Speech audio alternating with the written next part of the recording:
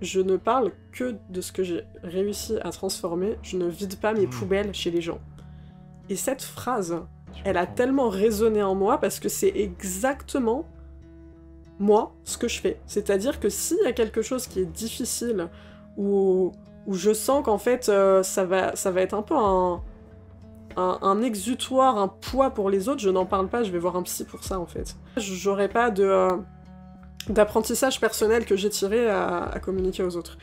Donc c'est pour ça qu'en fait, ça passe par ma création de contenu sur les réseaux, ça passe par la télé, ça passe par le documentaire, et aussi par la musique.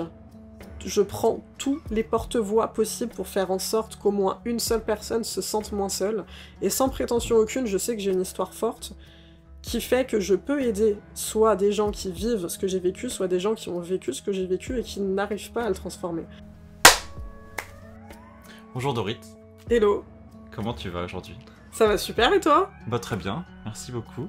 Merci d'être venu et d'être sur le canapé des confessions. C'est un plaisir. De venir raconter quelques traumatismes ou des événements marquants de ta vie. Qu'est-ce que tu pourrais nous dire sur ça déjà? Alors, au niveau des traumas, j'ai pas mal d'histoires à raconter. Donc, bon, déjà, je suis une enfant battue par ma mère. J'ai été harcelée à l'école.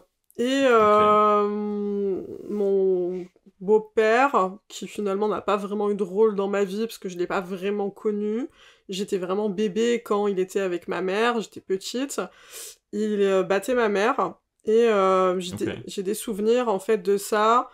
Notamment quand j'avais 2 ans, parce qu'en fait il était sous tutelle, mais je pense qu'il l'est toujours, il payait pas le loyer ni quoi que ce soit, donc en fait on dormait dans des couloirs d'hôpitaux avec ma mère, dans des voitures abandonnées, et moi j'ai des souvenirs d'un jour par exemple où on était dans une chambre d'hôtel, et il était sur elle, et il était en train de l'étrangler, et elle me suppliait d'appeler la police, donc ça... C'est autant c'est un mec que je connais pas, autant c'est des traumas qui restent, parce que c'est des souvenirs que j'ai. Plus récemment, en fait, entre grosses guillemets, c'est ça qui est drôle, je te le disais en off, c'est que j'ai 2 traumas dans ma vie, c'est pas mes ex, c'est ma mère et mon ancienne meilleure amie. Ok. Parce que c'était ma première vraie amie, et là je te donne une exclue parce qu'il me semble pas que j'ai déjà parlé de Charlène en interview. C'était ma première vraie amie quand j'avais 18 ans, parce que du fait de mon harcèlement scolaire, bah, j'étais vachement inhibée comme meuf, et je m'ouvrais pas aux autres, et... Enfin, j'étais vraiment aux antipodes de la meuf que tu vois là, qui est plutôt extravertie. En fait, moi je suis compliquée, je suis une timide extravertie, enfin, c'est bref, une wesh, poète, ça c'est compliqué. Mais en tout cas... La majeure partie de ma vie, j'étais très inhibée, et à mes 18 ans, quand j'étais à la fac, je me suis beaucoup plus ouverte aux autres, parce que j'ai changé de ville, je suis passée d'Alfortville à Nice, et en arrivant à Nice, j'ai décidé d'être qui je voulais être, d'être une nouvelle personne. Et je suis passée du tout au tout à une meuf populaire à la fac, hein. Clairement, on était un duo avec Charlène, on connaissait presque tout le monde dans notre campus, on faisait la bise à tout le monde le matin, presque les 400 personnes, c'était n'importe quoi, c'était trop bien. Et on était vraiment comme des sœurs, je passais toutes mes soirées chez elle, je dormais chez elle, on était tout le temps ensemble, tu me cherchais, tu la trouvais, et inversement, enfin. Et après 2 ans, un truc comme ça, je crois, d'amitié, je me prends un message que j'ai vraiment pas vu venir, parce qu'on n'a jamais eu d'embrouille, rien du tout. C'était au Nouvel An 2015. Ouais, c'est ça. En gros, un truc super long pour me dire c'est pas toi, c'est moi, mais des trucs nuls, tu vois. Ok. En plus, elle me disait vraiment, je me souviens même du terme, elle me disait le mieux ne me sied plus. Donc en gros, que je suis trop bien pour elle, sauf qu'en fait, on est juste presque des sœurs, quoi. Et elle me disait dans le message que on s'était perdus, que en gros, on avait pris des chemins différents, mais moi, j'ai jamais vu la cassure, en fait. Et puis surtout, ça nous empêche pas de garder une relation, et ben non, elle m'a bloquée.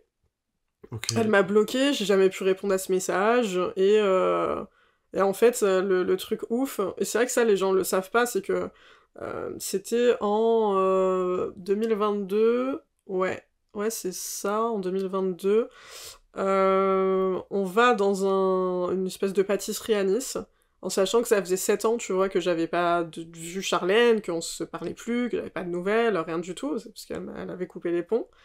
j'ai cru crever, genre. Elle était là, elle bossait dans cet endroit, alors qu'elle était censée être partie à D'accord. Montpellier. Donc j'apprends qu'apparemment elle est revenue à Nice, et elle ne m'a même pas reconnue. Ok. Et moi je l'ai C'est fou. reconnue immédiatement, mon ex qui me disait... parce que j'ai failli sincèrement faire un malaise quand je l'ai vue. J'ai dit à mon ex c'est Charlène, et il me faisait mais non c'est pas elle. Évidemment, D'accord. et je lui avais parlé à travers d'elle et tout, sur ce trauma. Et en fait, moi, j'ai entendu son rire et tout. Je me dis, mais c'est elle, c'est sûr. Et quand vient mon tour de commander, elle me regarde et elle me fait, et vous prenez quoi? Et là, j'ai cru me décomposer. Tout ce qui est sorti de ma bouche d'une voix blanche, c'est t'es Charlène? Et elle me fait oui. Et là, clairement, je sais même pas comment mes jambes vraiment arrivaient encore à me porter. Et là, je lui fais, tu me reconnais pas? Elle me regarde comme ça, elle me fait non. Et je lui fais Dorit. Et là, elle bug totalement. Elle est comme ça, hein.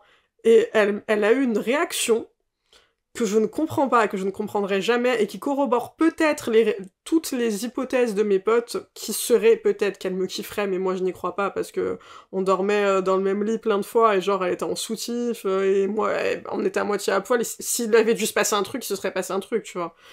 Et du coup, elle m'a dit, mais t'es canon, mais t'es devenu canon, mais t'es hyper canon. Mais genre, elle a dû le répéter 5 fois, tu vois, à croire qu'avant j'étais ramoche. Hein. Et moi, Ok. j'étais comme ça. Mon ex, après, qui me dira, ça fait 8 ans qu'on est ensemble, je ne t'ai jamais vu dans cet état. Moi, qui d'habitude suis assez confiante et tout. Là, j'étais livide. Et après, j'ai pleuré, je pense, pendant 40 minutes.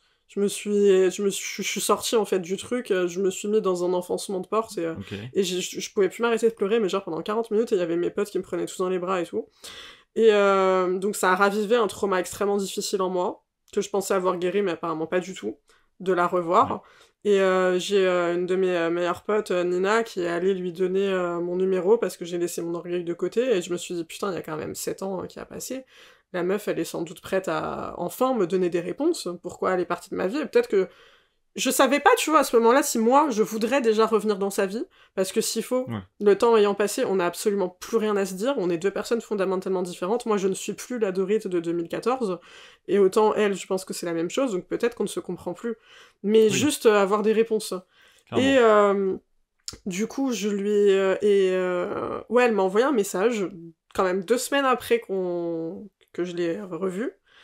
Mhm. Et c'était en gros pour dire, voilà, je ressens, en gros, je ressens ni l'envie ni le besoin de te voir. En gros, je suis désolée que toi t'en sois encore là, mais moi tout va très bien dans ma vie, moi je suis très heureuse.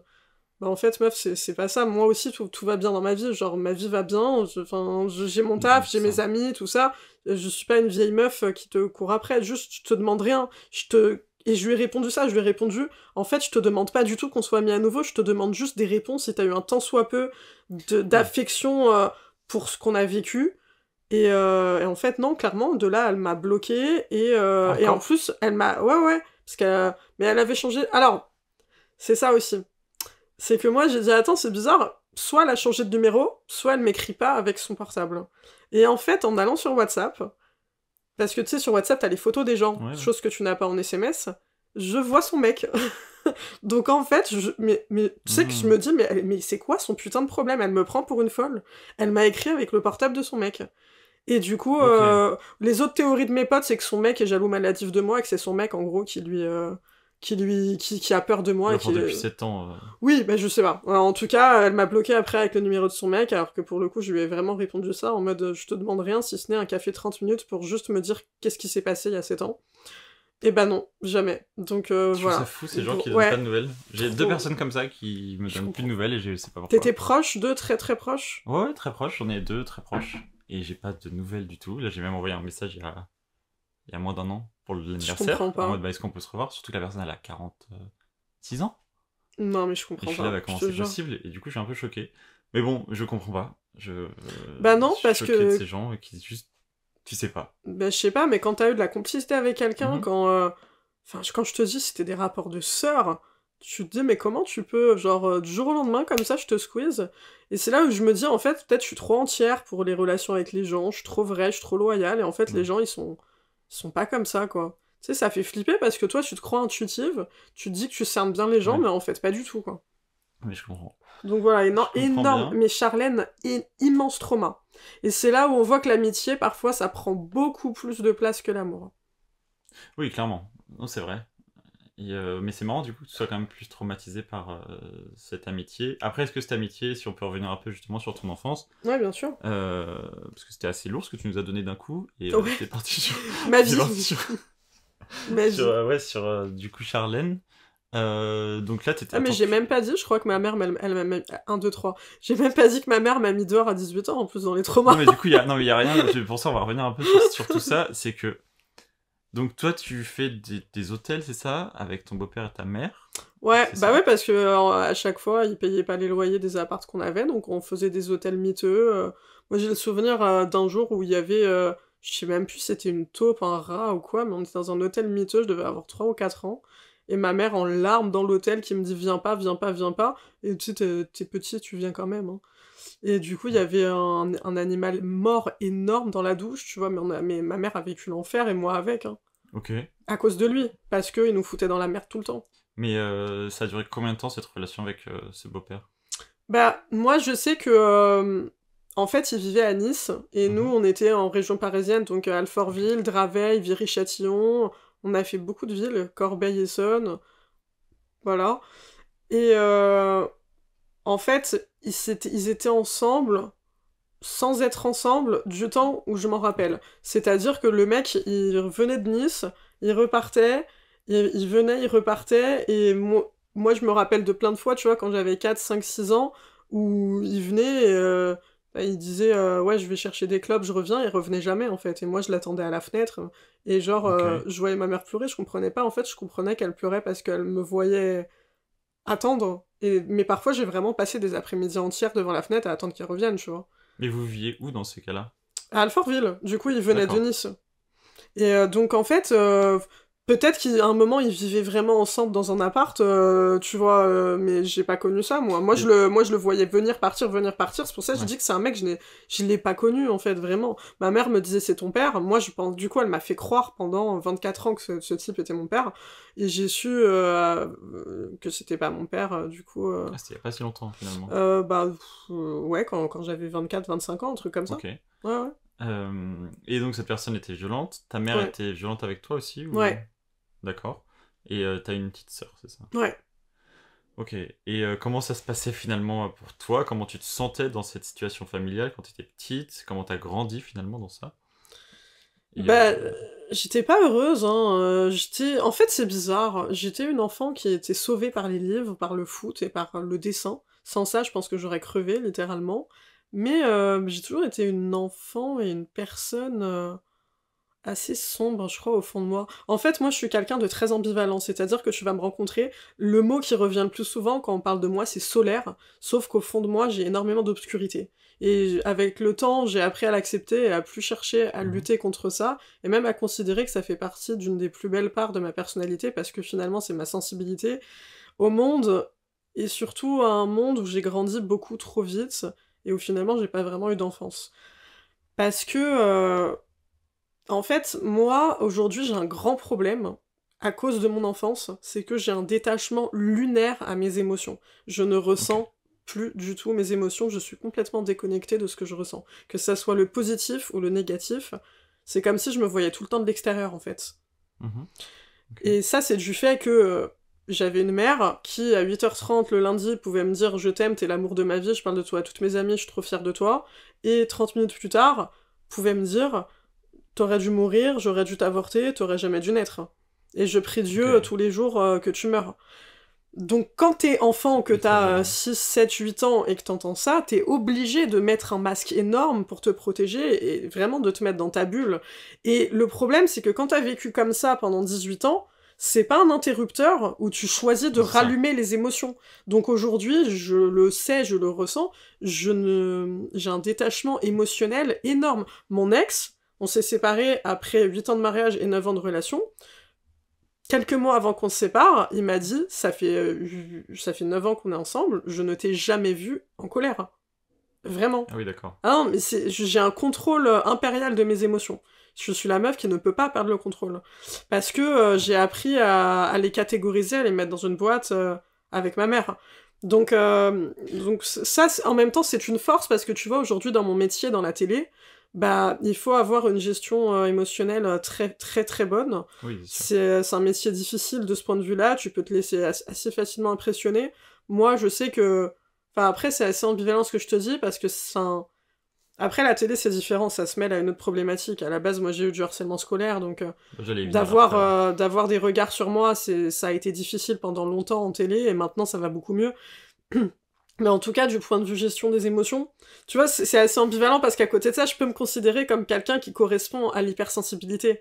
Mais tout ça, c'est enfoui et j'arrive à le gérer. Ouais. Et ma sensibilité, elle passe autrement. Elle passe à travers mes textes parce que j'écris beaucoup de poésie, je me lance dans la musique et voilà, je me protège des gens, je me protège du monde. Je pense qu'au fondamentalement, au fond de moi, je suis quelqu'un qui est assez terrorisé par les gens et par la société, mais je le montre pas et j'ai une capacité de poker face qui est assez ouf. Mais du coup, voilà, j'étais une enfant qui était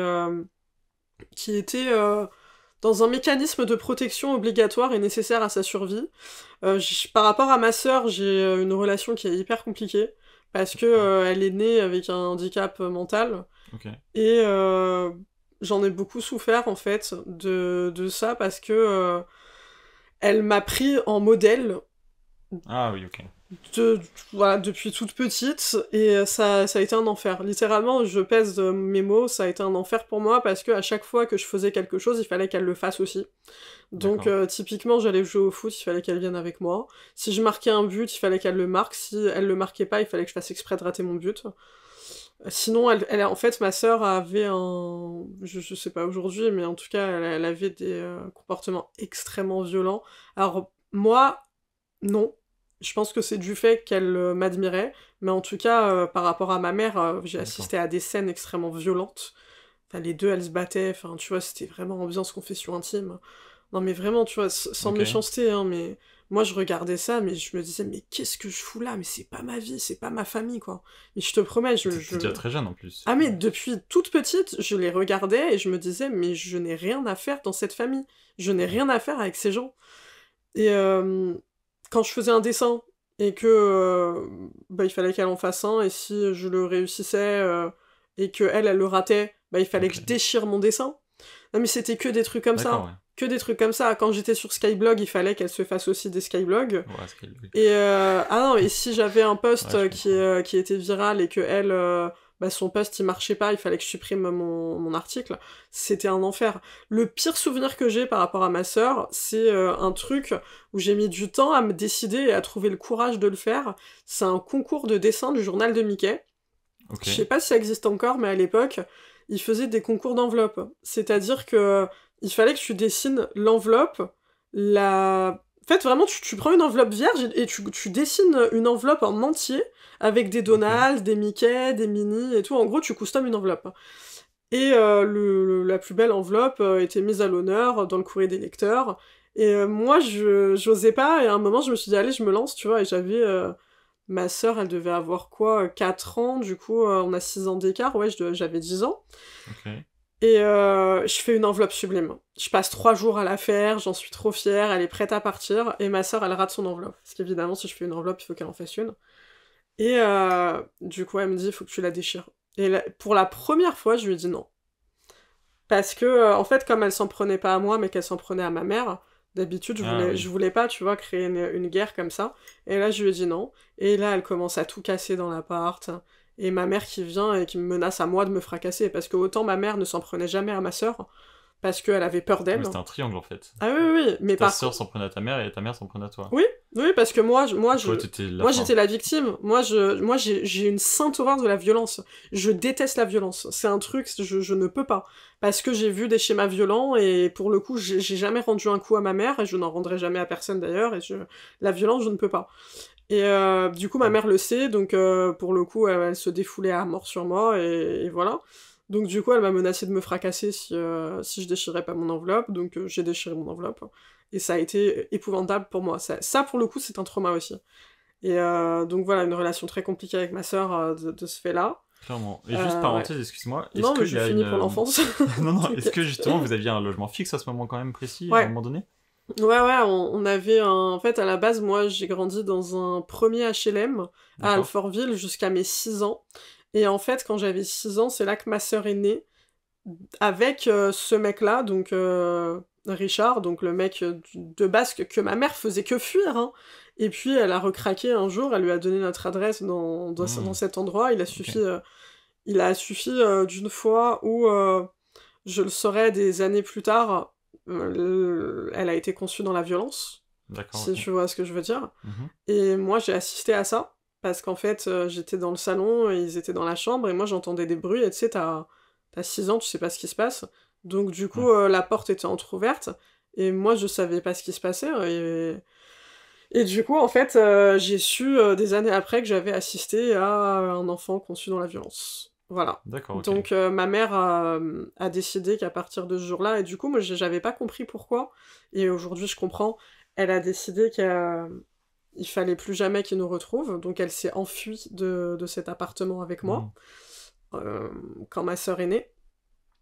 Et de là, on a été dans l'autre HLM à Alfortville.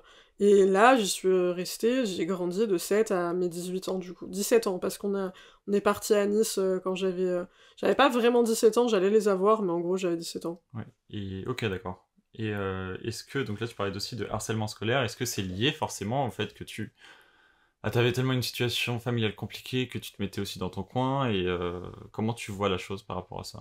Bah, déjà, j'ai toujours été une enfant en surpoids parce que bah, j'avais une mère démissionnaire. Notre petit-déj avec ma sœur, c'était ce qu'on voulait. Donc, littéralement, alors, c'est le paradis de tous les enfants, je pense, mais c'est pas, c'est pas une éducation normale. Mes petits-déj, c'était des bonbons, du chocolat, des chips, quoi. Ok. Et du coup, voilà, le surpoids. Et je me faisais traiter de grosse vache quand j'avais 6 ans. Mais c'était pas tant non plus quand j'étais en primaire, parce que j'ai le souvenir au contraire d'une enfant hyper heureuse en primaire. Je parle de moi à la troisième personne. Où vraiment j'adorais déjà mes maîtres et mes maîtresses. Et c'était mon sas de décompression et d'évasion. D'accord, ok. Non mais en plus les souvenirs frère. Les cartes Pokémon, Diddle, les billes, Ouais, c'était incroyable. Je jouais clairement. au foot, on dessinait. Tu vois, j'avais le souvenir de... Enfin, j'ai le souvenir du jeudi avec Madame Tarek, ma prof, ma maîtresse de CE2, où elle nous passait des histoires sur des cassettes et elle nous demandait de dessiner ce que nous évoquaient Ah, les histoires. ok. Et c'était des moments d'évasion incroyables. On fait tout le jeudi après-midi à faire ça. C'était ça ma définition du bonheur pour moi. Et j'oubliais tout ce qui se passait à la maison. Et je remercie vraiment l'école de m'avoir apporté ça parce que ça m'a sauvée. Donc ça va, on me chahutait, mais c'était pas ça qui m'a vraiment fait du mal. C'était vraiment au collège où, Ouais, souvent. bah ouais, j'avais 13 ans et j'ai été prise en grippe par un mec qui s'appelle Ange, qui était tout sauf un ange, qui était plutôt un démon, qui notamment, entre autres, mais il y avait pas que lui, hein. Je me prenais des coups de poing en sport, je me suis pris une claque en sport aussi. Alors, coups de poing, c'était par des mecs très, voilà, très Ok. courageux. Et claque, c'était par une meuf qui était jalouse parce que j'étais première de la classe en sport pendant tout le collège. Et c'était sans raison. C'était un jour, j'avais gagné un match de basket. Et moi, je sais, je suis quelqu'un de vraiment humble. Je sais que je peux avoir le côté vraiment meuf, pas je fanfaronne, mais tu sais, très extraverti, tout ça, mais vraiment, je suis hyper connectée, j'oublie pas d'où je viens et tout. Et à ce moment-là, en plus, j'étais dégain, donc tu vois, au contraire, même, j'étais hyper trauma par ma mère et tout. Un jour où j'avais 12 ans, où je gagne un match de basket, quasiment que grâce à moi, sans me jeter des fleurs, parce que tu vois, les meufs en sport, enfin, je sais pas comment c'était toi quand t'étais à l'école, mais vraiment, ça foutait rien, quoi. Ça marchait, ou alors ça s'asseyait. Les meufs ne foutaient rien en sport. C'est vrai, ouais. Ah non, c'était un enfer pour moi d'être avec les meufs. Du coup, je fais le match à moi et je marque plein de points et on gagne. Et la meuf de l'équipe adverse me fout une énorme claque à la fin du match, mais comme c'est juste parce que j'ai gagné et parce qu'elle avait le seum. Ok. Alors que vraiment, moi, on a gagné, je vais m'asseoir et voilà, on se serre la main, voilà. Donc, j'attirais la jalousie et j'attirais la méchanceté. Donc ouais, le mec qui s'appelle Ange, il m'a élu Miss Moche de la classe. Donc il a fabriqué une couronne en papier, je sais pas quoi, il a traversé toute la classe, il me l'a mis sur la tête. Et le Ok. prof, il a tout vu, il a rien dit. Et c'est ça, en fait, qui a créé mon traumatisme, où pendant 15 ans, j'étais incapable de parler en espace fermé, devant un groupe de plus de 3-4 personnes, parce que Ouais. ça me rappelait ce trauma que j'avais vécu dans une salle de classe, de me retrouver en espace fermé devant des gens et d'avoir des regards sur moi, c'était pas possible. Ça a été un trauma qui m'a suivi, que je sois en soirée avec des potes, avec 4-5 personnes, même des gens que je connais. Si à un moment les gens ils se tournaient vers moi et me disaient et toi Dorit, en ce moment ça va, le taf, tout ça? Blocage. Les gens me Ouais. regardent, on est en espace fermé, transfert sur la salle de classe, blocage, je me tétanise. Pareil, quand j'étais manager, quand j'étais directrice, je devais faire une réunion, on était une équipe de 4, 5, 6, 10 personnes. Je le faisais, hein, parce qu'il faut le faire. Mais j'avais les mains qui tremblaient, les jambes qui tremblaient, j'étais pas bien, les gens ils voyaient pas, mais c'était extrêmement dur. Là où Clairement. j'ai guéri de ça, c'est grâce à la télé. Quand BFM Business est venu me chercher pour me proposer d'être chroniqueuse, j'ai failli refuser parce que je me suis dit mais ma Ah oui, pauvre fille, t'en seras jamais capable. Parce que, Ah, ok. bah, Wow. c'est trop dur pour toi de parler devant des gens, donc à quelle heure tu penses que tu seras capable de parler devant des invités, une présentatrice, un présentateur en télé? Et au final, je l'ai fait, et je pense que j'ai réussi à le faire parce que justement, j'en attendais rien. Et je me suis dit, au pire, tu sais quoi, vas-y, de toute façon, tu vas échouer, tu vas pas réussir. Donc, t'as rien à perdre. Donc tellement je me suis dit que j'avais rien à perdre, j'y suis allée sans feuille. J'ai fait ma chronique comme ça. Alors je l'ai Ok. appris par cœur, parce que je suis assez contrôle fric sur ça. Je me suis dit tant qu'à te vautrer, fais un truc où bah voilà, tu vas kiffer dans le sens où t'as pas de feuille et en même temps tu vas le maîtriser quand même ton Hmm. sujet et t'auras quand même un peu une part de naturel quand même. Et j'ai pas oublié mon texte du tout, j'ai réussi à mettre l'intention que je voulais et tout. Et à la Incroyable. fin, l'animatrice, elle m'a dit, ben on dirait que t'as fait ça toute ta vie, quoi. Et je lui ai expliqué mon histoire après sur le harcèlement scolaire, et elle était choquée, elle m'a dit, mais on aurait jamais dit. Après, il m'a fallu bien 2 ans pour monter sur scène quand je fais des conférences ou quand je fais des Oui. événements, et pour arriver en plateau télé sans me dire réellement 30 secondes avant, je ne sais pas si je vais arriver à aligner 2 mots Ouais. ou si je vais pas être tétanisée et me paralyser complètement et faire un blackout. Il m'a fallu 2 ans de pratique de télé, d'événements et tout. Aujourd'hui, franchement, c'est un soulagement de ouf parce que je peux dire que quand j'arrive en conf ou en Oui. plateau, littéralement, c'est ce qu'on Clairement. se disait en off. Enfin, 2 secondes avant, le producteur, il fait le décompte pour dire qu'on est dans les conditions du direct. À 2 secondes près, je suis en train de chanter Tu m'oublieras de la Rousseau, quoi. Clairement. Donc Je confirme. ouais. Ouais, Et non, mais oui, tu vois, donc mais c'est un long process, hein, ça a été non un mais long c'est ça, chemin. et c'est vraiment, enfin, c'est hyper violent. Pour moi, le collège, enfin, ça touche beaucoup, beaucoup de monde, et on s'en rend pas, enfin, les gens s'en rendent pas compte, mais même les profs, j'ai l'impression, je sais pas, qu'ils s'en rendent même pas compte Non, de pas non, mais... intervenir. On se sent hyper seul finalement, Ouais. et on sait pas à qui parler. Et on sous-estime la violence et les séquelles, parce Ouais, c'est que moi, ça. j'aimerais juste rappeler qu'en fait, le harcèlement scolaire, ça s'arrête pas au portail du collège ou de l'école. Ça détruit des vies, ça détruit des adultes, ça laisse des séquelles une fois adulte, très lourdes en termes d'estime de soi, de Mhm. pensée limitante, de de confiance en soi, en fait. Ça détruit vraiment des gens, enfin, ça va jusqu'au suicide, c'est dramatique. On parle de vingtaines d'enfants qui se suicident chaque année, donc moi j'ai juste envie de Ouais. rappeler que, bien entendu, il faut parler du 30-18, la ligne d'écoute du gouvernement contre le harcèlement scolaire, mais il faut aussi parler de l'incitation à la communication, à la prévention et à la sensibilisation dans les écoles, parce que moi, je suis convaincue qu'on peut empêcher des harceleurs d'être harceleurs. En leur faisant prendre conscience, comme tu dis, de ce dont ils n'ont pas conscience. Il faut les éduquer, ces gens-là. Il faut aussi éduquer et transmettre aux personnes harcelées le fait de ne surtout pas rester seul, de verbaliser à un adulte, pas forcément un parent, pas forcément un prof, si on n'est pas suffisamment en confiance. Parce qu'en fait, ce qui fait qu'aujourd'hui, les enfants, les ados ne parlent pas, c'est la peur des représailles, hein. Ça, je pense c'est important qu'on le dise. C'est de se Oui. dire, en fait, je vais lui en parler, mais il va surréagir, et derrière, je vais avoir des représailles, et ça va être pire. Et c'est ça va être Ouais. pire, qui fait qu'il se taise. Donc, déjà, quand on est parent, ou quand on est un adulte conseil, faire un disclaimer et anticiper, et aller voir l'enfant, qu'on identifie une situation de souffrance ou pas d'ailleurs, hein, anticiper et dire voilà, si un jour il y a quoi que ce soit, sache que je ne ferai rien sans ton consentement. On discutera ensemble de la conduite que tu aimerais que j'adopte et de la posture que tu aimerais que j'adopte. Et ça sera rassurant déjà. Et au niveau de la prévention dans les écoles ou autre, dire un adulte, pas forcément encore une fois un parent, un prof. Admettons si t'es un enfant, un ado qui va souvent à la bibliothèque et que t'as tissé des bons liens avec le bibliothécaire, bah tu peux lui en parler en fait. Ouais. Juste verbaliser et ensuite les personnes pourront accompagner pour trouver des solutions. Clairement. Surtout qu'aujourd'hui, il y a les réseaux sociaux, enfin, nous, on n'avait pas ça à l'époque. On n'avait pas autant de téléphones et autant de... Maintenant, c'est vraiment harcelé partout, sur tout. Ah, ça ne Enfin, s'arrête jamais, c'est ça un s'arrête enfer. plus et c'est Ah pire en non, pire. c'est un enfer. Mais ouais, t'as totalement raison, faut réussir à en parler. Et donc ouais, t'as tout ça, c'est énorme en fait, tout ce qui t'arrive, toute ton enfance, enfin c'est... Ma vie est un film. Et on va en faire un bientôt. Ouais. Et Non mais rigole, en plus, mais tu sais qu'il y a le documentaire sur ma vie, là, qui est en train de se faire. Non.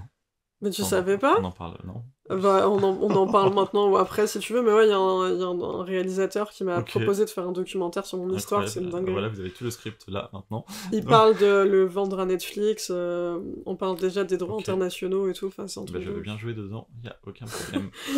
Mais ça dépend quel rôle. La diva, bébé. Et au final, donc bon, t'as tout ça qui t'arrive.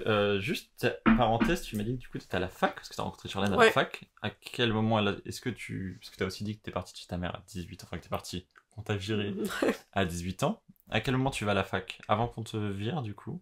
Oui, avant. Ok. Ouais.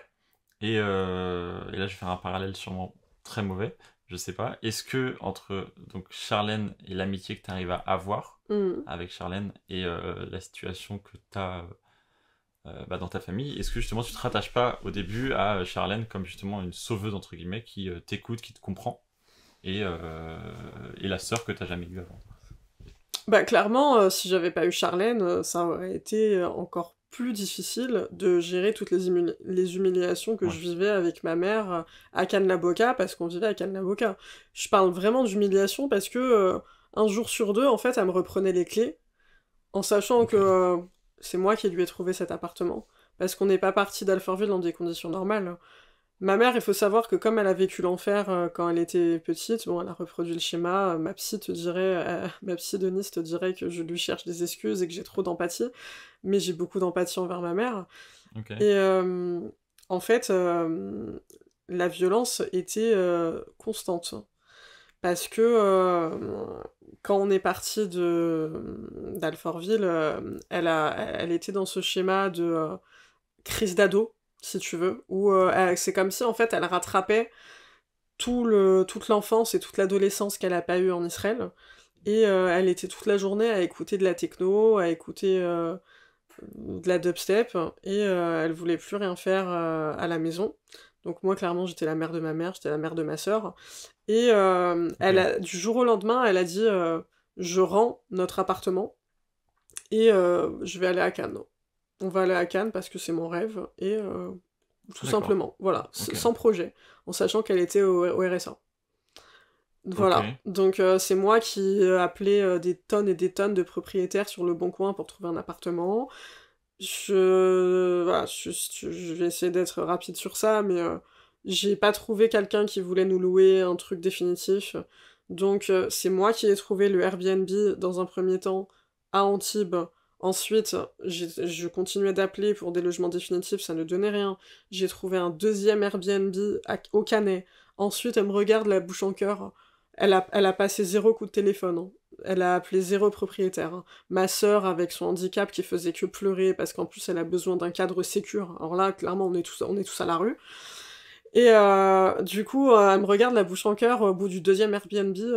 Mais je peux plus payer maintenant, il faut que tu trouves quelque chose de définitif. D'accord, c'est super, moi j'ai pas d'argent en fait. T'es au RSA, je te rappelle que tu nous mets dans la merde. Donc, Dieu merci, je trouve. Je tombe sur Eric, donc le propriétaire actuel de ma mère.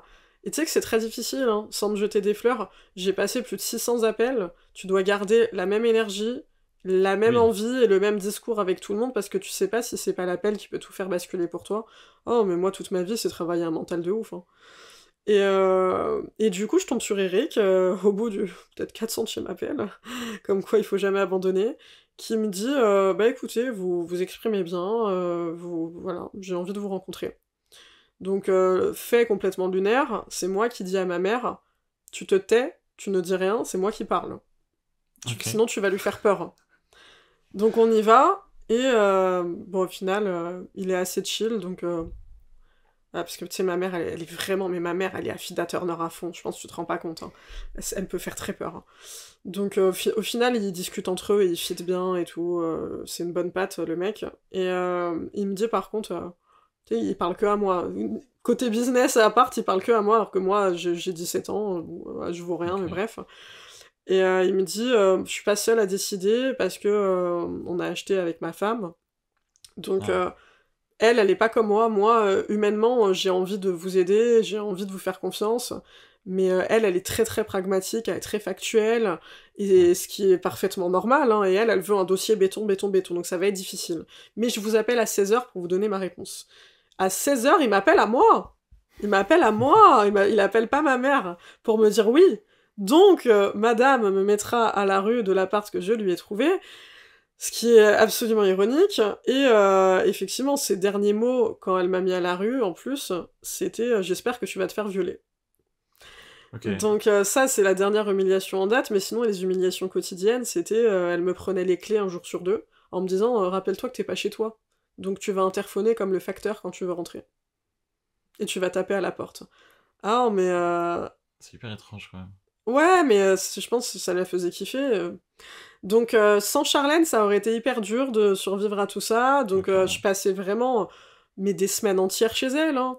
Et Ouais. puis, au-delà du soutien moral, on avait une complicité intellectuelle qui était exceptionnelle. On se comprenait parfaitement. Enfin, c'était c'était ma sœur. Effectivement, pour moi, la sœur que je n'ai jamais eue, parce que ça peut paraître très dur ce que je vais dire, mais ma sœur, je la considère pas comme ma sœur. Ok. C'est parce que je n'ai jamais rien partagé avec ma sœur à part des mauvais moments. Et c'est réel, hein, ce que je te dis. Hein, Ouais, ouais, c'est je ça. sais, ça peut paraître dur, mais c'est réel. Et Charlène, c'était fusionnel, réellement. C'était ma première amie, pour moi c'était ma sœur, enfin ouais, c'était incroyable. Je comprends. Donc ouais. Et donc ta mère se met à 18 ans à la rue, en te Ouais, disant des mots assez durs, enfin, ouais, horribles. assez dur, assez dur. Ouais. Euh, T'es toujours à la fac à ce moment-là? Oui, mais du coup, je décide de partir de la fac, parce qu'il faut que je trouve un taf pour avoir un logement, donc Comment tu t'en sors là à ce moment? Enfin là t'es un peu ouais. toute seule, comment tu... Bah à ce moment-là, déjà, je me dis que la fac, c'est fini pour moi. Alors par contre, on va être très honnête, dans tous les cas, même si elle m'avait pas mis dehors, ça aurait pas pu continuer beaucoup plus, parce que bon, je me suis pas fait diagnostiquer et je ne le ferai pas parce que ça ne m'intéresse pas, je suis moi, mais tout le monde y va de ces hypothèses, je suis zèbre, je suis HPI, je suis HPE, je suis TDAH. Alors, comment je suis correspond beaucoup au TDAH, j'ai des énormes problèmes de concentration. Je bifurque hyper facilement dans des distractions diverses et variées, un papillon. Oh tiens, et si je commandais du thé? Oh tiens, et si je commandais un blender à soupe? Oh tiens, je vais regarder ce qui se passe sur Insta, tu vois. C'est n'importe quoi. Donc du coup, les cours, j'arrivais pas à suivre, vraiment. Mhm. C'était un enfer. Avec mes potes, on faisait des petits déj, des goûters au fond de l'amphi. Je me faisais virer un amphi sur deux parce que je faisais que parler. Je regardais Plus belle la vie en amphi. Bref, catastrophe. Et Ok. puis moi, j'ai un problème, c'est que je fonctionne énormément au charisme des gens aussi. Et en l'occurrence, au charisme des profs. Donc, Ah, ok. tu vois, on habitait à Cannes-la-Boca. La fac était à Nice. J'avais pour plus d'1h30 de chemin. Je pouvais aller à l'amphi à 8h pour assister au cours de psycho des orgas de Madame Parini, qui nous parlait de PNL, de psychologie neurolinguistique, parce que je trouvais ça passionnant, parce qu'elle-même avait une formation de PNL. La PNL, du coup, c'est l'art d'arriver à amener les gens là où tu veux les amener, donc il y a une dimension psychologique et charismatique qui est Mhm. immense, et aussi l'art d'occuper l'espace, chose qu'elle faisait à merveille. Cette femme, je lui vouais une admiration sans limite. C'est ce qui fait d'ailleurs que c'est le seul partiel où j'ai eu une bonne note. Mais tu peux pas faire comme ça, en fait.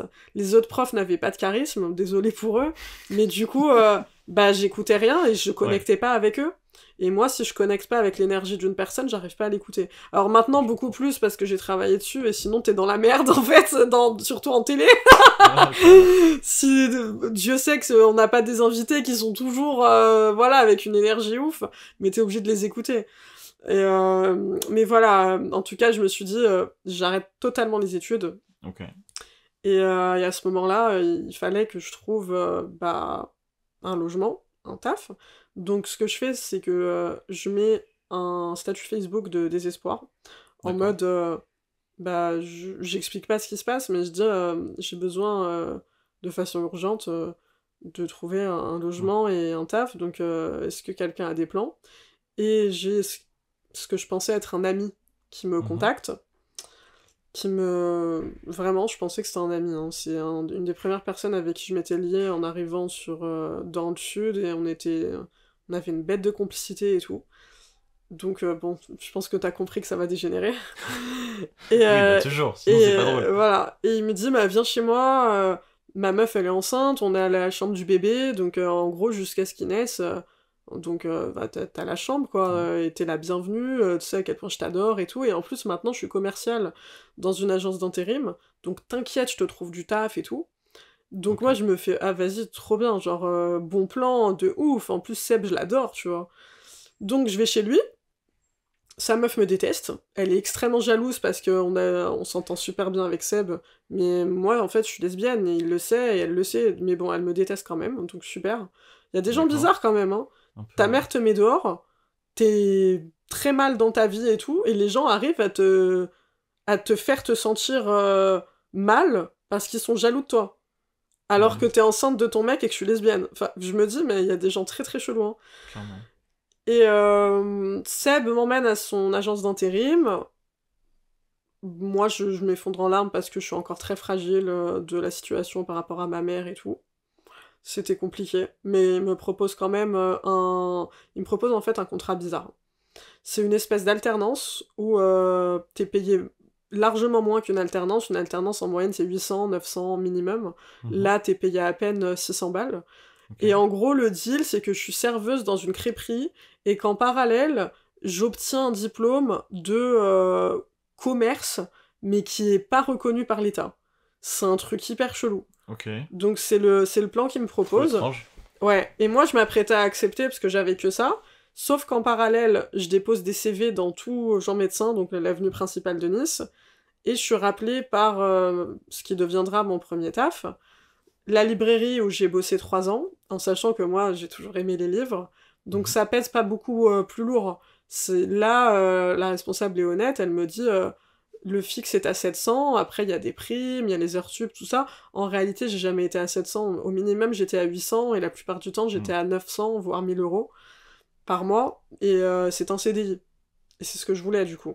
Donc j'accepte ce taf, et je vais à l'agence d'intérim de Seb, il est pas là, il y a son patron, et je dis à son patron, voilà, j'ai trouvé un taf, je suis trop contente, du coup la crêperie, désolé mais je vais pas donner suite. Le mec il explose de rire. Et il me dit, mais vous croyez quoi? Ma pauvre fille, vraiment. Il me dit, mais vous croyez quoi, ma pauvre fille? Avec un sourire que je n'oublierai jamais, narquois. Mais Seb, il en a rien à foutre de vous. Il vous héberge juste pour avoir sa prime. Dès qu'il va savoir que il peut pas vous placer avec nous, il va vous foutre dehors, en fait.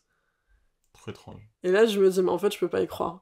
Donc, je rentre à Antibes chez lui, parce que du coup, j'avais ses clés, et il est pas là. Et moi, je me dis, dans le doute, je fais ma valise, et je l'attends. Et j'oublierai jamais, j'étais assise sur le lit, il rentre. Que du non-verbal, quasiment. Je vois ses yeux. Et je lui fais, je dois partir. Et il me regarde et il me fait... Oui, avec la tête, quoi. Ok. Et improbable. Et du coup, je pars et je me dis, mais c'est... Waouh. L'espèce humaine. C'est violent. L'espèce humaine. Donc là, je sors de chez lui, et littéralement, quand je te dis je sors, c'est je fais 2 pas. Et c'est là où je me dis, tu vois, autant... Je crois pas au destin dans la partie où pour moi on peut le transformer, j'en suis la preuve. Je viens du 9-4, qui aurait parié que avec mon harcèlement scolaire et tout, aujourd'hui je fasse de la télé et je veux en faire une grosse partie de ma Ouais. carrière, tu vois, donc c'est beaucoup de travail sur soi et tout. Mais autant je crois à la providence et aux signes et à l'univers. C'est mon côté un peu sorcière.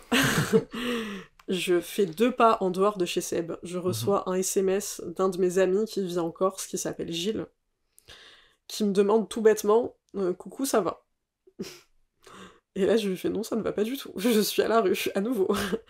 Et là, il me dit putain, mais ça fait chier, moi je suis en Corse, j'avais été là et tout. Il me dit écoute, j'ai un ami, sa meuf, elle est responsable de la boutique de skate sur l'avenue principale de Nice, tout le monde connaît. Et vas-y, il me dit vas-y, ils ont l'habitude d'aider quelques personnes en galère par-ci par-là, ils me font confiance et Ok. ils pourront t'héberger. Je ne les connais pas du tout. Et Ouais. c'est la dernière chose que je voulais, c'est aller chez des gens que je ne connais pas. Parce que très insécure Oui. et voilà, Puis là, même avec des gens que tu connais, ça se passe mal, alors. ouais, mais c'est ça, non mais c'est ça. Donc j'y Ouais. vais. La meuf, du coup, c'est la responsable de la boutique. Je vois tout de suite, tu sais, tu captes les gens spirituels, intelligents. Directement, je me dis, Mhm. je l'aime bien, tu vois, elle est trop cool, ça se sent. Et elle me pose à peine une question, genre, ouais, du coup, qu'est-ce qui t'est arrivé? Et je lui explique rapidement. Et elle me donne ses clés, tout de suite. Tout de suite, elle me donne ses clés. C'est incroyable. Et là, franchement, j'aurais pu en pleurer sur le coup, parce que tu me connais pas. Tu sais pas qui je Ouais. suis. Tu sais pas si je vais pas te voler ou quoi que ce soit. Et directement, elle m'a fait confiance. Là où très peu de gens, voire personne, en tout cas, parmi ma famille, j'ai jamais eu de confiance ou de trucs. On m'a toujours fait me sentir comme quelqu'un qui n'avait pas de valeur, en fait. Et elle me faisait confiance. Ça a été incroyable pour moi. Donc, je reste chez elle 2 semaines, parce qu'en parallèle, j'étais allée dans une association. Comble de l'ironie, c'est Seb qui m'en avait parlé. Il D'accord. aura au moins servi à ça. Bon, après, il m'aura hébergé aussi 2 semaines, je crois, un truc comme ça, avant de me mettre dehors.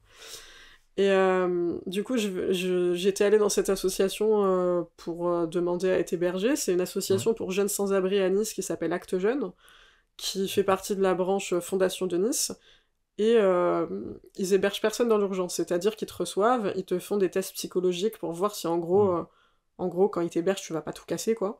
Et Ouais. 2 semaines après, enfin, ça varie entre 2 semaines et peut-être plus en fonction des dispos d'hébergement, ils te rappellent.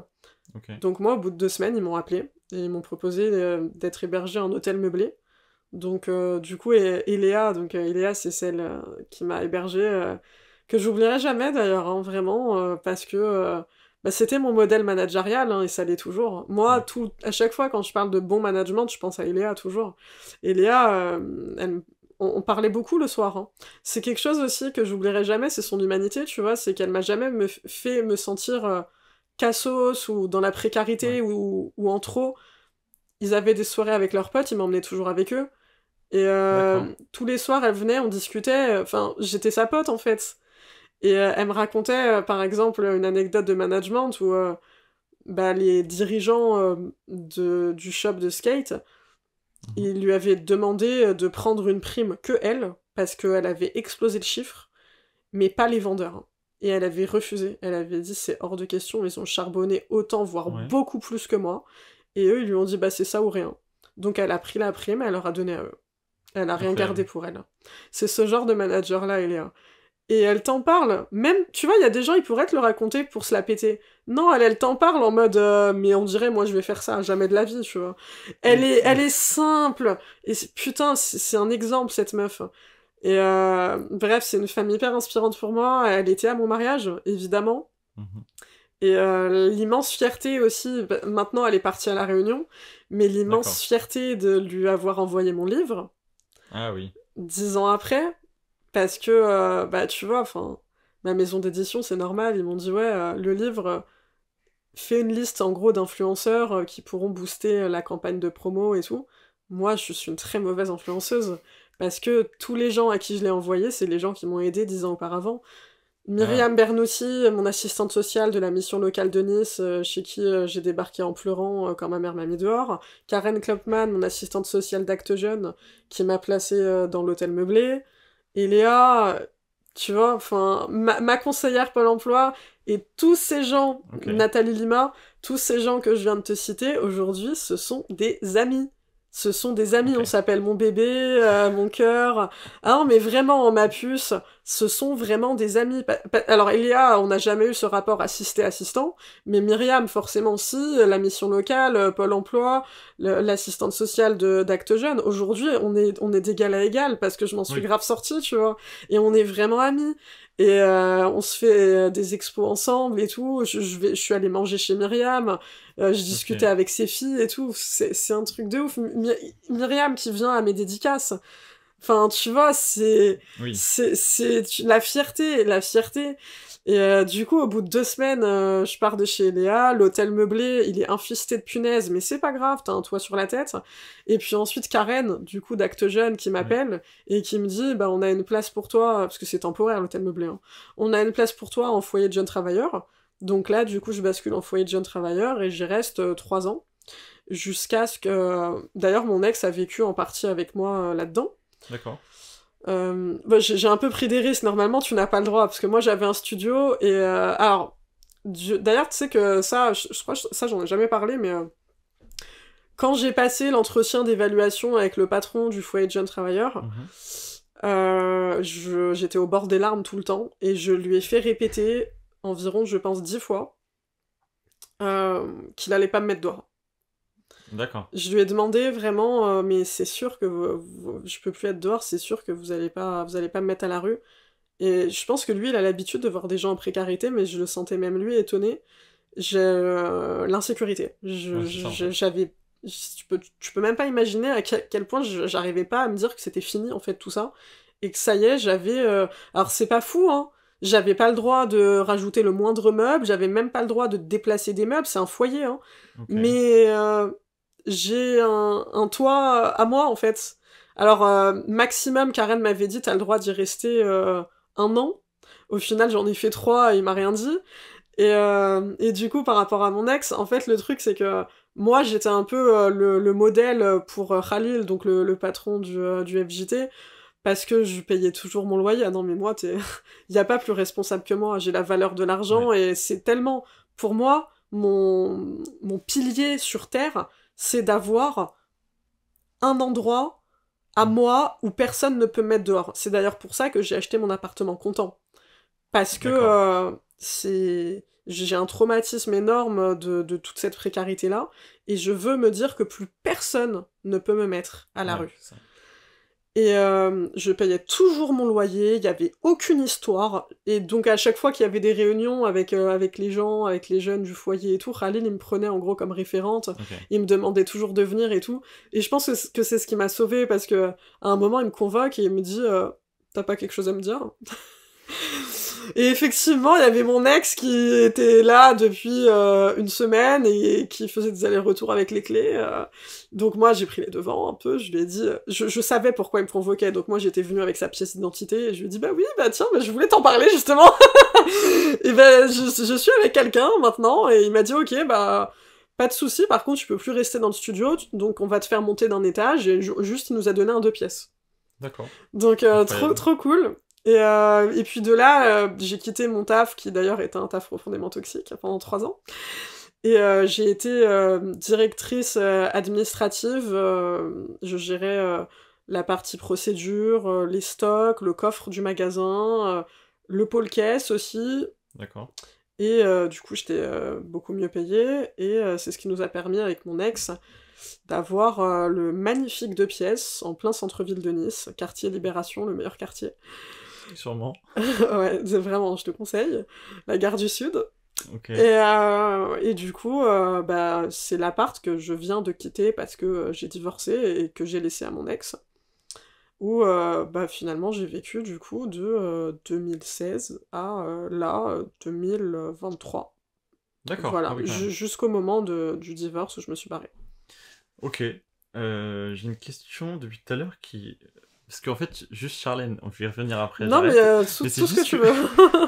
Tu dis que tu pars à 18 ans, donc quand t'es à la fac, tu pars de chez ta mère à 18 ans. Elle me met dehors. Oui, pardon, elle te met dehors, pardon. Charlène, à ce moment-là, est toujours présente dans ta vie, Oui, mais peut pas t'héberger, peut pas t'aider du tout. non. Ok. Son ex me déteste. Ah, aussi, ok.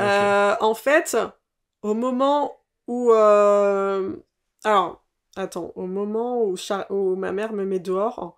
Non, au moment où ma mère me met dehors, Charlène est encore à Nice, et elle est effectivement avec son ex qui me déteste. Ok, d'accord. Alors, ça, si tu vois, pourquoi ils me détestent, je vais expliquer, c'est quelque chose que je ferai plus aujourd'hui. Je parlerai pas de leurs problèmes de couple, parce que j'ai pas à le faire, mais ils avaient des problèmes de couple. D'ordre très grave, par contre. Et moi, à un moment, je me suis permise de lui dire, mais j'étais jeune, tu vois, j'avais 18 piges. Je lui ai dit, meuf, enfin, quitte-le. Mais c'était grave en même temps, ce qui se passait entre eux, hein, c'était grave. Et du coup, elle l'a quitté. Et je sais pas trop, je crois qu'il a attrapé nos messages Insta ou quoi. Et, du coup, il me détestait une fois qu'ils se sont remis ensemble, parce qu'ils se sont remis ensemble. Malheureusement, il y a des schémas, on s'en défait pas comme ça.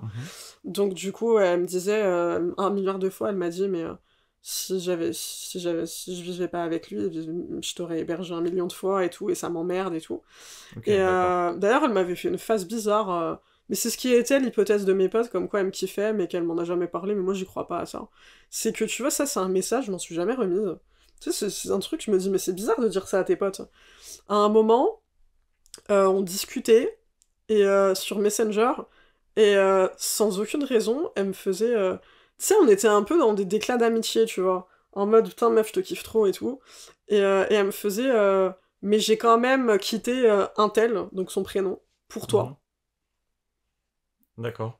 Super étrange. Mais pour moi, si tu dis que t'as quitté quelqu'un pour toi, c'est pour te mettre Oui. en couple avec, tu vois. Donc je n'ai jamais compris cette Ouais, phrase. Même sur le coup, je me rappelle que j'avais grave bugué. Bref. Du coup, c'est après que Charlène, elle s'est barrée à Montpellier, parce que au moment où moi, j'étais en hôtel meublé, elle me rendait visite. Ouais, mais tu sais d'accord. que pour te dire le niveau de fusion de notre relation, c'est que la meuf payait des carnets de 10 voyages Montpellier, Nice, pour venir me voir quasiment tous les week-ends. Ok.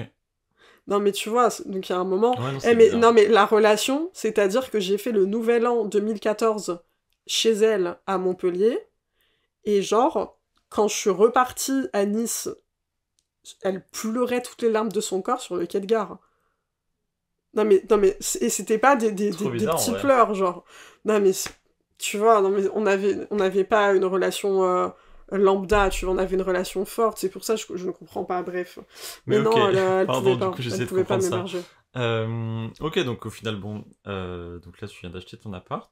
Ça nous emmène justement, parce que là t'as quand même plein de tatouages sur toi, pour ceux qui sont pas sur YouTube Ouais, ou qui sont juste en écoute. je suis une fresque vivante. Mais moi j'adore. Et ça sort d'où? C'est depuis quand que tu as déjà surtout sur le cou et tes mains? Parce que c'est les plus visibles pour les gens. J'ai quasiment tout fait en 2020. Waouh, ok, incroyable. Mm. Je sais pas jusqu'où ça s'arrête en fait. Bah attends, Mais je vais débâcher. Hop, ils sont tous visibles. ok. Alors, il y en a un que j'oublie toujours de montrer, donc je vais le montrer directement pour éviter d'oublier. C'est lui, le penseur de Rodin. Je vais éviter de me mettre du fond de teint sur mon t-shirt blanc, par contre. Je sais pas si on le voit à la cam, je pense que oui. Si, ok. Le penseur de Rodin. Donc, Incroyable. ouais, en fait, là, tu vois, moi je vais remettre la veste, hein, parce que je suis une grosse frileuse. Mais non, il y en a quand même beaucoup. Il y en a beaucoup, ouais. Mais ils ont tous été faits en 2020, sauf la Triforce que j'ai là, qui a été fait en 2014. Ok. Et, euh, et donc ça nous emmène à comment tu trouves du travail avec ça, avec autant de tatouages, même en 2024, en vrai, que ce soit 2020 ou 2024, on reste toujours dans les mêmes problématiques. Bah écoute, ça a pas tellement été un sujet. D'accord. Parce que quand je suis arrivée à mon premier étape, j'en avais pas. Et du coup, la Triforce que j'ai ici, je l'ai faite une fois ma période d'essai validée. Ce qui m'a valu une merveilleuse remarque de ma responsable qui m'a dit si tu t'étais pointé avec ça en entretien d'embauche, je ne t'aurais jamais embauché. Très sympa. C'est charmant, on apprécie beaucoup. Et ensuite, étonnamment, je n'ai jamais eu de discrimination de la part de managers. J'ai été discriminée par rapport à mes tatouages de la part de mes collègues. Le pire que j'ai eu de la part d'un dirigeant, c'était même pas en entretien. C'était un CV que j'ai déposé, et le mec m'a regardé et il m'a dit par contre il faut que je vois avec le siège si les tatouages c'est autorisé. Et je lui ai dit mais monsieur, il n'y a pas autorisé, pas autorisé, c'est la loi en fait. Là en gros vous êtes en train de me dire est-ce qu'on discrimine, est-ce qu'on discrimine pas. Ah oui, mais nous, parfois, on n'embauche pas les tatoués. Enfin, le mec, il C'est faisait quel que type s'enfoncer. d'emploi? La vente. Ouais, mais Ok. c'est n'importe quoi. Moi, j'avais mon tatouage pendant 3 ans à la librairie où je bossais. C'est pas n'importe quelle librairie, enfin, je peux dire, parce que je les critique pas tant que ça, tu vois, c'est France Loisirs. Mhm. Je peux dire, les gens qui connaissent France Loisirs savent à quel point c'est force de vente et c'est très très très très très commercial. Et moi, je n'avais aucune expérience et au bout d'un mois, j'étais la meilleure vendeuse de France. Mais vraiment, les classements sont tombés. Et bon, tu me diras, j'avais pas mon tatouage, mais après, je faisais toujours partie des Ouais. meilleurs. Je faisais toujours partie des meilleurs une fois que je l'avais. Les clientes, surtout les clientes les plus âgées, m'adoraient. Et c'était un icebreaker énorme.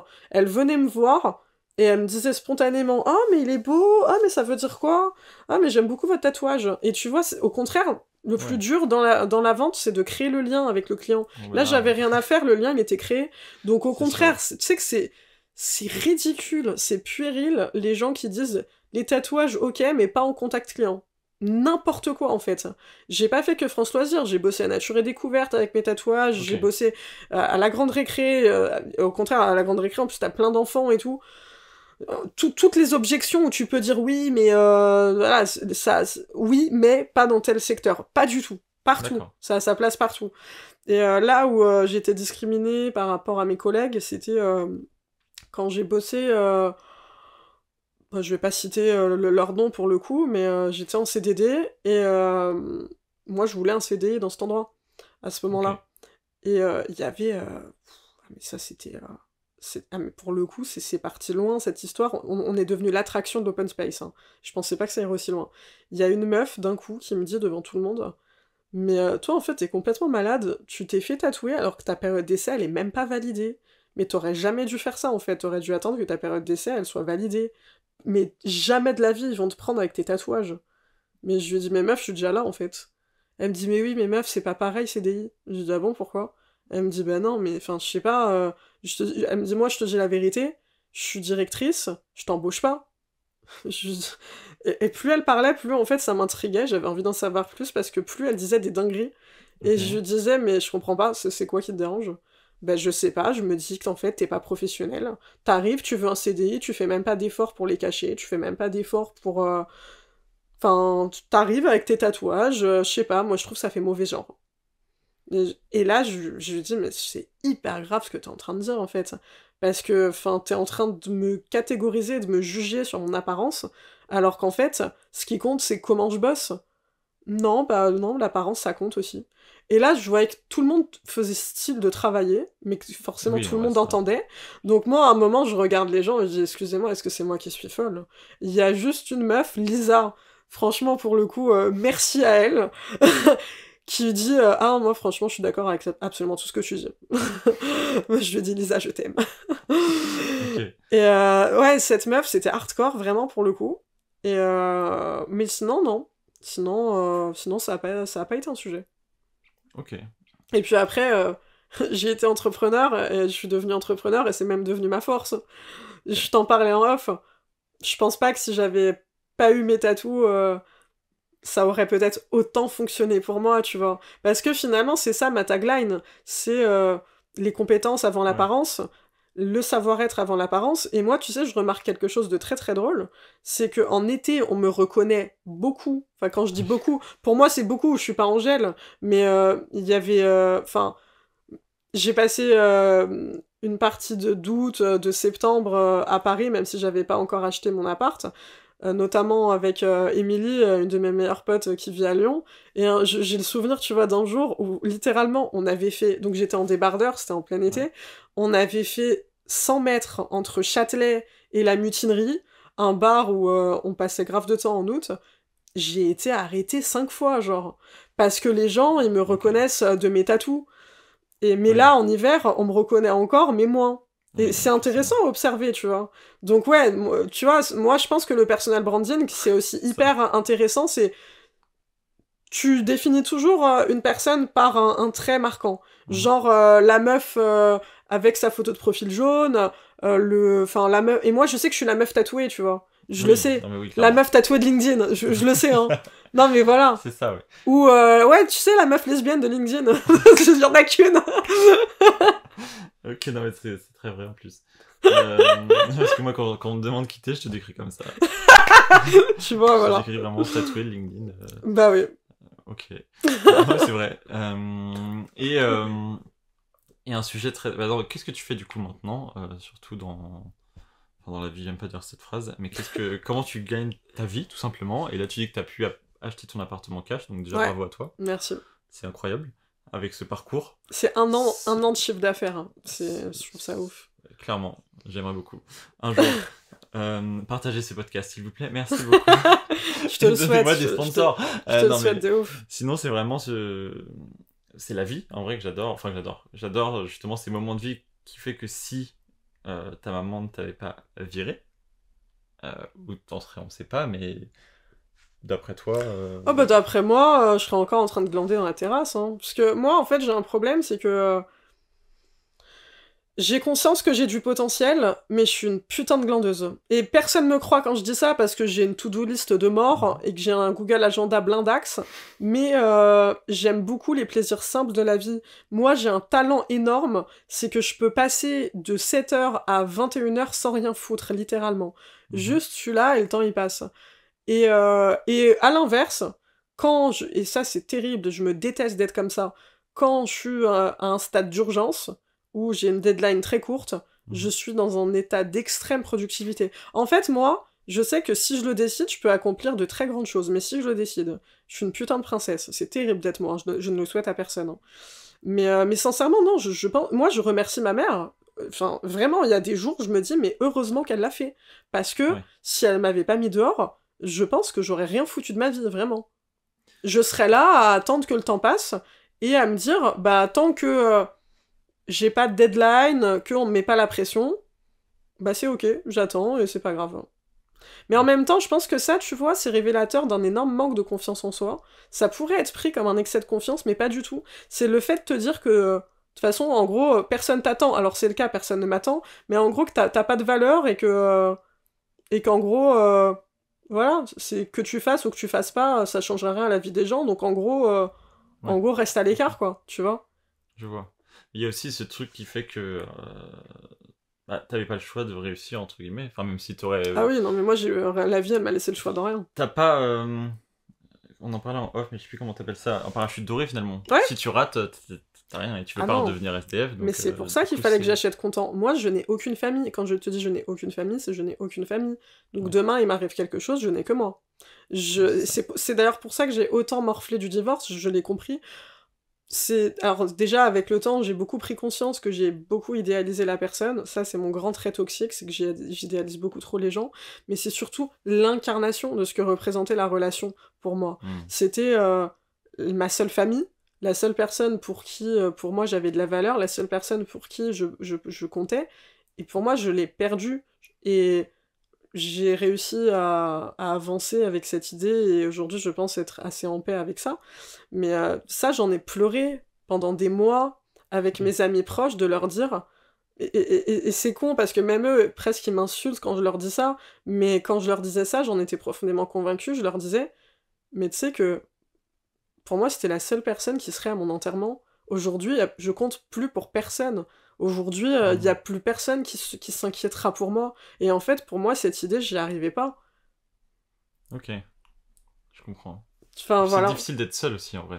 Oui, pour moi, c'était même impossible. Moi, en fait, aller au ciné ou au resto ou quoi que ce soit seul, pour moi, c'était même la honte. C'était triste. Je ne savais rien faire seul. Et j'ai appris tout ça, ça a été très dur. Ça a été très dur, mais maintenant, j'adore. Maintenant, je kiffe. Je kiffe de ouf. Mais ouais, non, mais il y en a eu du chemin, parce que, enfin, littéralement, moi, je suis quelqu'un émotionnellement qui a un foutoir pas possible. Ah non, et puis, moi, je sais que j'ai jamais su aimer correctement parce que on ne m'a jamais aimé correctement non plus. Et je cherche pas d'excuses, mais je sais que j'ai été une relation toxique pour tous mes ex, clairement. Je le sais, puisque j'avais beaucoup besoin d'attention, beaucoup besoin d'amour, j'ai pu être très séductrice. Enfin, c'est très difficile, et aujourd'hui, tout ça, je pense que je l'ai dépassé, et je suis vraiment une personne différente, et j'en suis très contente, j'ai fait un énorme travail sur moi-même. Mais oui, le parcours, il est incroyable. Enfin, je dis pas ça dans le sens, je suis une personne de ouf, je dis ça dans le sens où il faut quand même réaliser que je suis une petite meuf de banlieue, qui a été mise à la rue par sa mère à 18 ans, qui, il y a encore 2 ans, était à découvert, et qui aujourd'hui a acheté un appartement comptant en Île-de-France. Donc, ouais, forcément, je suis fière parce que j'ai pas acheté un appartement en Île-de-France pour l'ego ou pour l'orgueil. J'ai acheté cet appartement déjà ici parce que Dieu sait que Nice me manque, que je suis attachée à Nice, parce que toutes mes ambitions sont ici, que je m'autorise enfin à avoir. Tous mes rêves sont ici, les médias, la presse, tous les plateaux télé sont là, et du coup, moi j'ai acheté ma paix mentale en fait. J'ai acheté ma sécurité de me dire plus personne ne peut me mettre à la rue. Et aujourd'hui, pour répondre à ta question, ce que je fais, alors comment je gagne ma vie majoritairement, je suis ghostwriter. J'écris les publications LinkedIn des chefs d'entreprise sur des thématiques marque employeur, donc le télétravail, le management bienveillant, le recrutement inclusif, la diversité et l'inclusion, entre autres sujets, l'impact social, beaucoup. Je forme les équipes à LinkedIn, donc pour que les équipes soient des ambassadeurs de la marque employeur sur LinkedIn. Je suis chroniqueuse télé, je suis animatrice d'émissions, je suis animatrice du podcast Remue Manage avec Management, le magazine Management et le magazine Capital, produit par Prisma Media. Prisma qui a Femme Actuelle, Télé Loisirs, Géo, qui a aussi Simone Media et Néon Media. Et qu'est-ce que j'ai pas dit ? Je suis ambassadrice de la Fondation Le Refuge, qui héberge et qui protège les jeunes LGBT+, qui sont mis à la rue par leur famille. Je suis marraine de Mots et Mots de Femmes, qui lutte contre les violences faites aux femmes. Et Dieu sait que ça me sensibilise. Parce qu'il faut aussi parler des enfants qui sont témoins de violences faites aux femmes, qui sont après profondément traumatisés. Clairement. Et je suis autrice, du coup, du livre LinkedIn Boost ta visibilité aux éditions Vuibert, Groupe Albin Michel. Livre de formation illustré par Billy, par mon ex, qui malgré tout, je dois le souligner, a énormément de talent, donc je suis très fière qu'il ait été illustré par lui. Ce livre n'aurait pas été le même sans lui, et voilà, il apporte un grand poids au livre. Et qu'est-ce que je n'ai pas dit ? Bah écoute, je pense que c'est déjà... Ah oui, je suis créatrice de contenu aussi, sur LinkedIn. Accessoirement, j'ai plus de 70 000 abonnés sur des thématiques marque employeur et impact social. Je veille beaucoup à libérer la parole, ça pour moi c'est fondamental, sur la société, sur le féminisme, le harcèlement des femmes, le harcèlement scolaire, sur le bien-être au travail. C'est énormément de sujets, moi je parle de beaucoup de choses, je déteste m'enfermer dans des cases. Et voilà, je suis créatrice de contenu rémunéré aussi sur LinkedIn. Je choisis mes partenariats avec beaucoup de soin, parce que pour moi, on doit vraiment respecter l'audience. Et surtout, moi je dis toujours, un personal branding, ça met 2 ans à se construire, ça s'éclate en 3 secondes. Oui, donc voilà, les gens, ils oublient vite toutes les fois où ils t'ont kiffé pour laisser prendre le dessus sur une fois où ils se disent que peut-être t'as déraillé et que tu les as déçus. C'est vite arrivé qu'il y ait des choses qui soient mal interprétées, et puis même, moi sincèrement, je te dis très honnêtement, hein, j'aurais pu acheter un 2e appartement en Île-de-France si j'avais accepté tous les partenariats qu'on m'avait proposés sur LinkedIn. Mais c'est hors de question parce que j'ai beaucoup trop de respect pour mon audience, et pour moi aussi, de vouloir être alignée et d'arriver là où j'en suis, avec l'art et la manière, et de pas sacrifier mes valeurs. Parce que même, tu vois, si on va par là, je choisis mes clients. Et ça, c'est un parti pris que j'ai pris depuis mon premier jour d'entrepreneuriat. Je refuse plus de clients que je n'en accepte. Et j'ai refusé des trucs, mais lunaires. Des chefs d'entreprise qui me disaient qu'ils voulaient que je parle de bien-être au travail, mais qu'ils avaient 8 stagiaires et un seul CDI. C'est ça le bien-être au travail pour toi ? Frérot, tu te fous un petit peu de ma gueule quand même.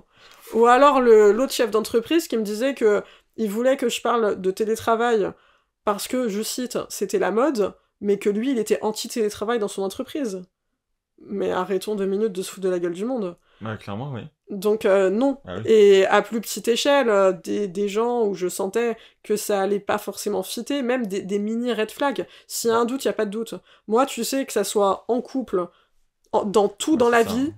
c'est tout ou rien. Soit je le sens, soit je le sens pas. Et si je le sens pas, j'y vais pas. Que T'as ça soit raison. un contrat à 3000, à 3005, à 4000, à 5000. Donc voilà, et tu vois, là aussi, j'ai acheté ma paix mentale. Parce que je me suis très rarement trompée avec mes clients. Ça m'est arrivé une fois, malheureusement, on n'est pas infaillible.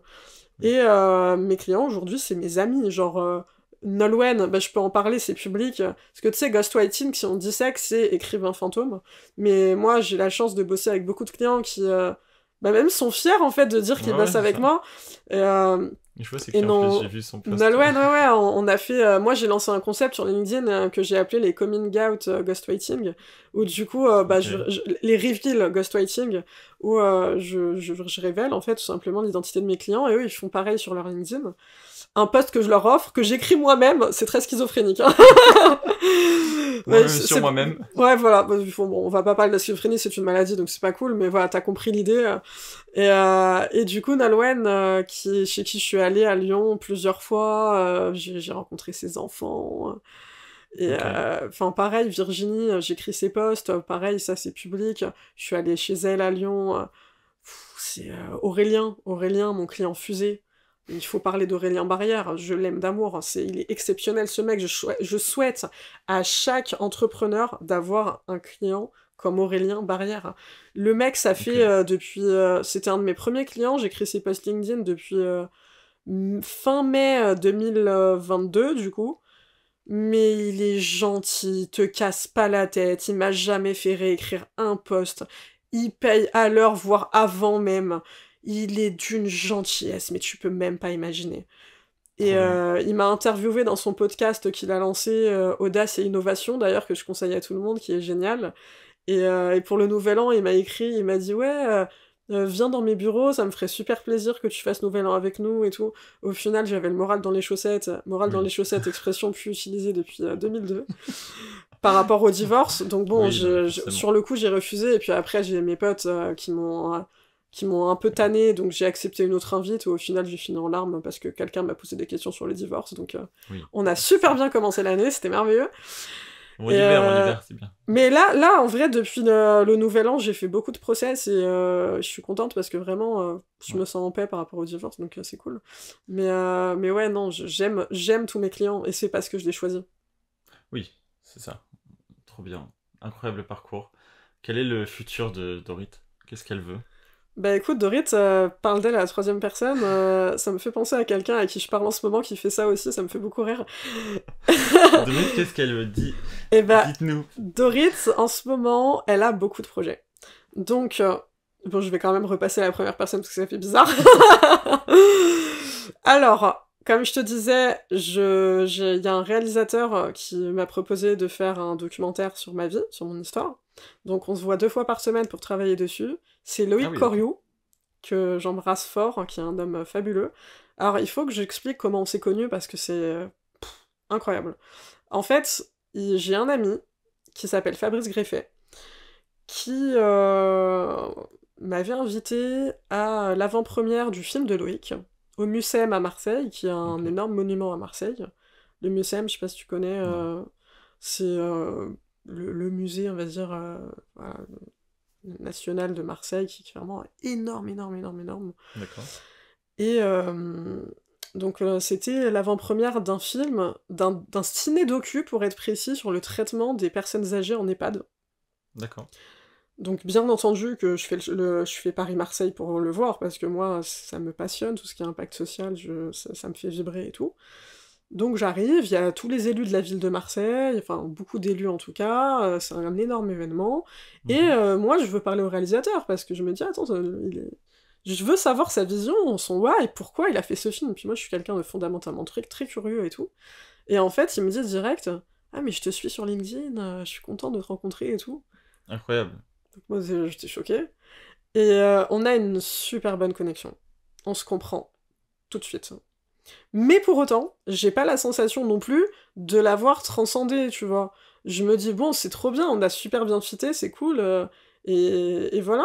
Donc moi, ça c'était en septembre, donc moi, entre-temps, galère, recherche d'appart, tout ça, j'achète mon appart, j'emménage le 28 novembre, et Loïc, il m'écrit peut-être en décembre, en mode, ouais, si t'es sur Paris, j'aimerais beaucoup qu'on se revoie, et moi, j'étais Ouais. contente, tu vois, parce que je me disais, ouais, putain, en plus, on s'était dit qu'on se reverrait, parce que vraiment, on a super bien fité.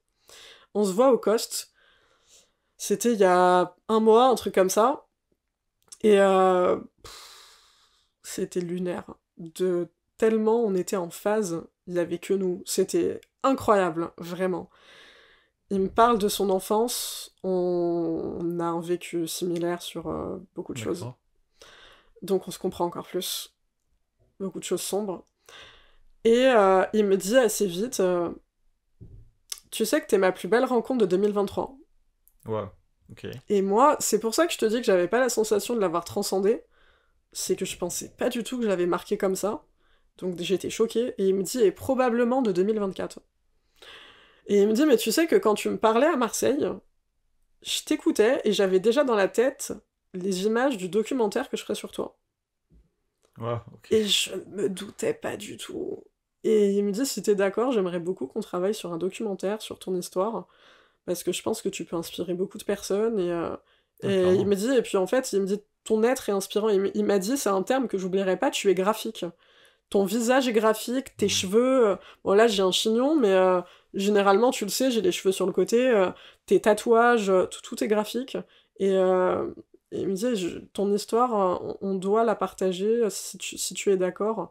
Et moi, enfin, c'est ma tagline dans tout ce que je fais, la transmission. Parce que tout ce dont je parle, j'en parle parce que j'ai réussi à le transformer. Ma réalisatrice préférée, Ok. Lisa Azuelos, elle a dit une grande phrase en interview dans le cadre de la promo de son film exceptionnel I Love America, qui est autobiographique. On l'a fait réagir au fait qu'elle parle de sa relation très difficile avec sa mère, Marie Laforêt. Je sais pas si tu connais. Elle a réinterprété La tendresse de Bourvil. C'est une Ok. très grande actrice française, une très grande chanteuse. Et on l'a fait réagir dans une interview au fait d'exposer sa relation comme ça avec sa mère, parce elle a eu une enfance compliquée. Et elle a dit je ne parle que de ce que j'ai réussi à transformer, je ne vide pas mes Hmm. poubelles chez les gens. Et cette phrase, Je elle a comprends. tellement résonné en moi parce que c'est exactement moi ce que je fais. C'est-à-dire que s'il y a quelque chose qui est difficile ou où je sens qu'en fait ça va être un peu un exutoire, un poids pour les autres, je n'en parle pas, je vais voir un psy pour ça en fait. Ouais, non, mais c'est vrai. Là où et en plus de ça, ça sera pas constructif parce que j'aurais pas de leçon d'enseignement parce que j'ai pas cette prétention là, mais en tout cas j'aurais pas de d'apprentissage personnel que j'ai tiré à communiquer aux autres. Donc c'est pour ça qu'en fait ça passe par ma création de contenu sur les réseaux, ça passe par la télé, ça passe par le documentaire Mhm. et aussi par la musique. Je prends tous les porte-voix possibles pour faire en sorte qu'au moins une seule personne se sente moins seule. Et sans prétention Ouais. aucune, je sais que j'ai une histoire forte qui fait que je peux aider soit des gens qui vivent ce que j'ai vécu, soit des gens qui ont vécu ce que j'ai vécu et qui n'arrivent pas à le transformer. Et du coup, le documentaire, c'est un grand projet. Donc Loïc, il m'a expliqué qu'il travaille avec une productrice qui distribue ses films et ses docus à des chaînes télé, aux grandes chaînes et aux plateformes, et que typiquement, notre docu, il le voit avec Netflix. Si je suis d'accord, et évidemment que je le suis, on a déjà commencé à discuter de vendre des droits à l'international, enfin c'est une dinguerie, mais jamais j'aurais pensé, enfin bref. Tu jouerais dedans?